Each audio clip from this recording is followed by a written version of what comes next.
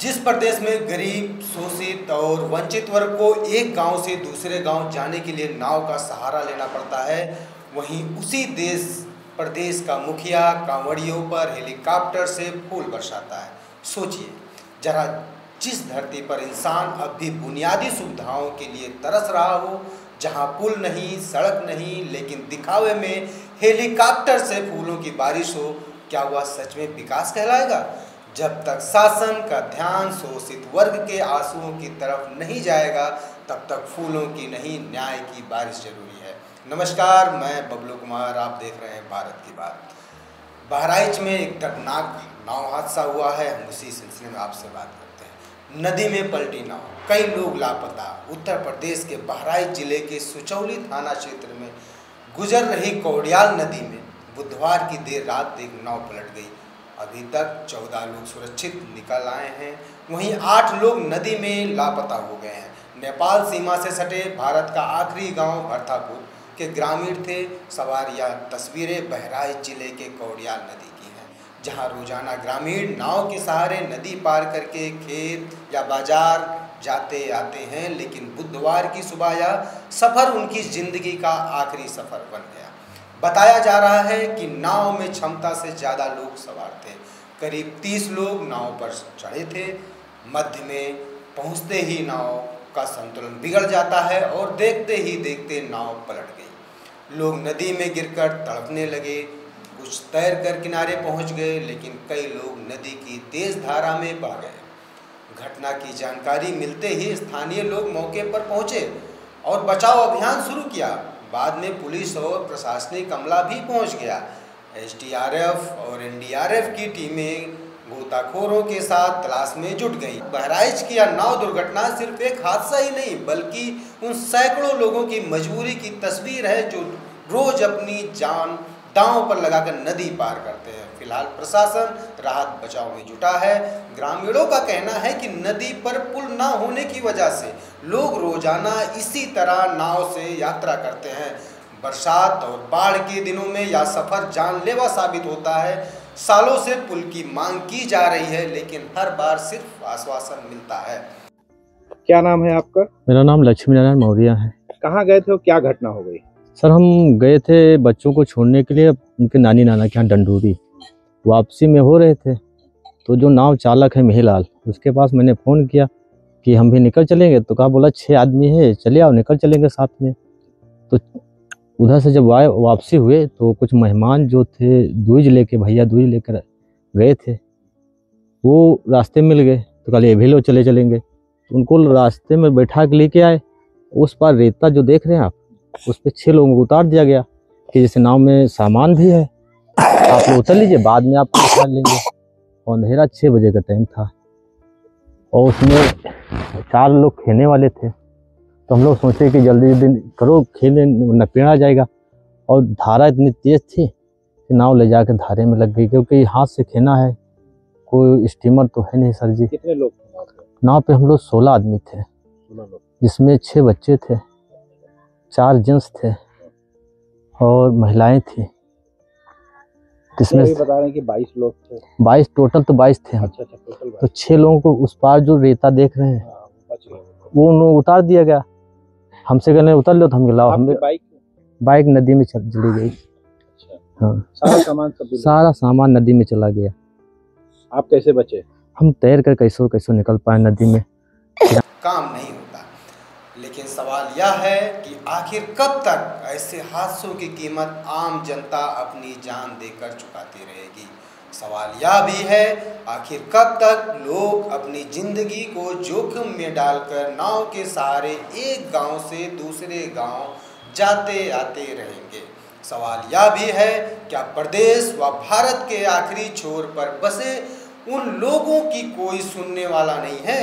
क्या सरकार की यह जिम्मेदारी नहीं बनती है कि सुरक्षित पुल और सड़क का लाभ उन्हें भी मिले? चुनाव के वक्त वादे तो बहुत किए जाते हैं, लेकिन हाथ से केवल ना तो नेता दिखते हैं और ना ही प्रशासन की जवाबदेही। अब देखना यह भी है कि इस दर्दनाक हादसे के बाद क्या कोई ठोस कदम उठाया जाएगा या फिर यह भी सिर्फ एक और चुनावी मुद्दा बनकर रह जाएगा। जहां आज भी लोग पुल और सड़क के इंतजार में जिंदगी दांव पर लगाकर नाव से सफ़र करने को मजबूर हैं, क्या सरकार की जिम्मेदारी सिर्फ शहरों तक ही सीमित है? यह शोषित और वंचित वर्ग आखिर कब तक अपने हक और सुविधा के लिए भटकता रहेगा? हादसे होते हैं, कुछ दिनों की चर्चा होती है और फिर सब कुछ पहले जैसा हो जाता है। लेकिन इन गाँवों की कहानी हर बार वही दर्द दोहराती है कि विकास का वादा अब भी इन तक नहीं पहुंचा।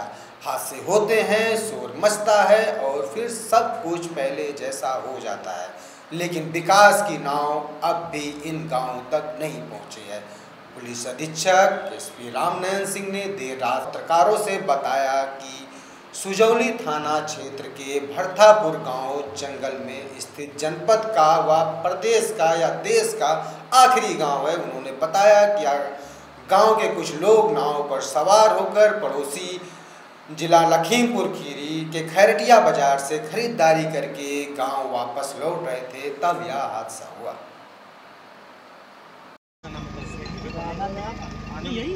सर, आज भरथापुर गांव में नाव डूबने की सूचना मिली है, क्या जानकारी है?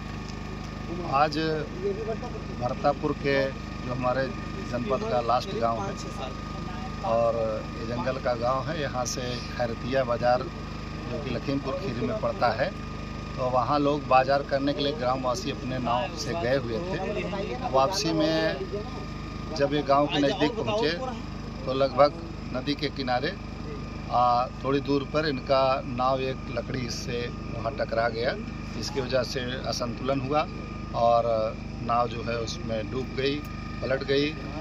और इस दुखद दुर्घटना में गांव के 22 लोग जो नाव में सवार थे उसमें 8 लोग लापता हैं और बाकी 13 लोगों को हम लोग ने सकुशल इनको रेस्क्यू कर दिया गया है। एक व्यक्ति की मृत्यु हो गई है और एसएसबी की आरआरटी टीम और प्रशासन के सभी लोग आपदा राहत वाले यहाँ बचाव कार्य में लगे हुए हैं और साथ ही एसडीआरएफ एनडीआरएफ की टीमें भी मौके पर पहुँच रही हैं और हम लोग रात भर रेस्क्यू करेंगे और उम्मीद है कि उन लोगों को हम लोग जल्दी से उनको रेस्क्यू कर लेंगे। बस ये जो 8 लोग लापता हैं, बाकी सारा बचाव कार्य जारी है। उसमें बच्चे की भी सूचना मिली, कुछ बच्चे हैं जो लापता हैं? हाँ, बच्चों के सूचना है, 5 बच्चों की सूचना है, तो उनको सभी के बारे में रेस्क्यू कार्य जारी है। ठीक सर। वहाँ पर 2 नदियों का आपस में बगल में बहती हैं जो आगे जाके घाघरा नदी आती है, एक कौड़ियाल और एक गेरुआ। तो कौड़ियाल नदी के तट पर भरथापुर ये गांव है जिसमें नदी को क्रॉस करके लखीमपुर खीरी साइड में बाजार यहाँ के लोग अक्सर जाते रहते हैं सामान की परचेज करने के लिए और अपना जो प्रोड्यूस है उसको भी बेचने के लिए। तो उसी के दौरान तेज बहाव के चलते नदी में एक पुराना ठूठ पड़ा हुआ था लकड़ी का किसी पेड़ का, जिससे ये बोट टकरा गई और टकराने की वजह से जो है फिर डिसबैलेंस होकर के वहाँ पर लोग थे इसमें गिरे।